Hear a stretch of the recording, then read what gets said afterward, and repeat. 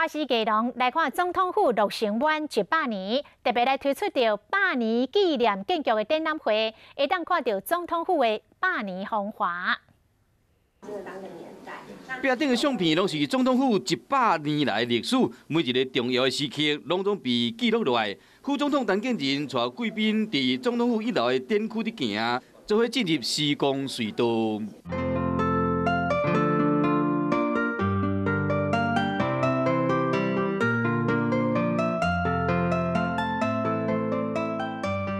为了庆祝总统府满100岁，特别举办100年纪念建筑的特典，以眼界视觉视线3个展区组成的，佮举办总统府无同款的摄影创作比赛，点出总统府无同款的面貌。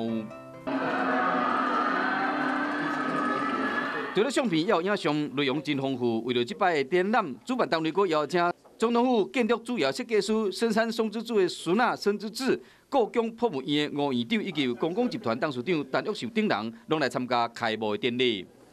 他陪伴我们走过1个世纪，经历不同的世代、不同的环境、不同的人事物，与我们经历过去，拥有现在，走向未来。